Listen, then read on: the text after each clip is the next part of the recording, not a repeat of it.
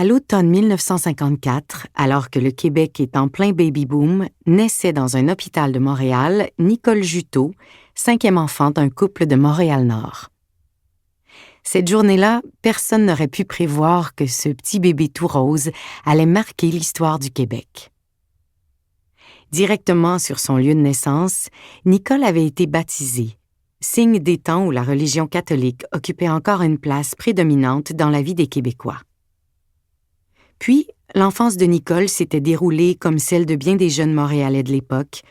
Un père pourvoyeur, une mère aimante au foyer, une fratrie nombreuse, des valeurs traditionnelles véhiculées au gré du quotidien d'un Québec de plus en plus effervescent.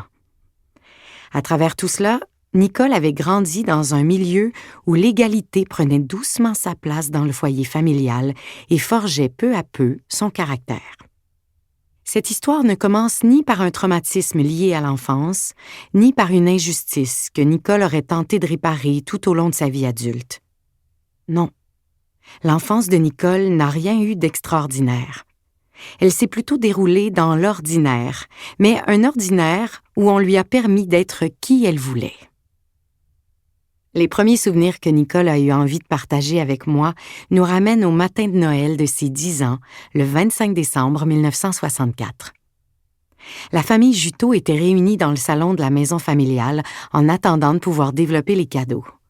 Une pièce digne de la mode des années 60, où la décoration était dominée par le brun et les fleurs. Le salon était assez spacieux pour que les 8 enfants Juteau ne se sentent pas trop coincés, mais pas suffisamment pour que tous y aient une place assise sur les 2 divans. Il n'y a pas à dire, cette maisonnée cadrait parfaitement avec l'esprit des familles nombreuses d'après-guerre. 8 enfants en 15 ans, 4 garçons, 4 filles, Nicole se situant au centre de cette fratrie. En 1964, Denise, l'aînée, avait 16 ans. Suivaient la ribambelle, Claude, Gilles et Michel, tous nés à 1 an d'intervalle. Un peu plus jeune que Nicole, il y avait Benoît, 8 ans, Louise, 6 ans, et la petite dernière, Sylvie, 1 an. Ce matin d'hiver, toute la famille attendait impatiemment l'arrivée du patriarche, René. Pompier de métier, celui-ci avait travaillé toute la nuit et rentrerait d'une minute à l'autre. Les enfants étaient fébriles, car leur Noël allait enfin pouvoir commencer dès que leur père passerait le pas de la porte. Cependant, cette agitation était teintée par la peur que leur père ait vécu une dure nuit. Les fêtes de Noël n'étaient jamais de tout repos pour les pompiers. À cause des sapins et des chandelles, plusieurs drames survenaient chaque année.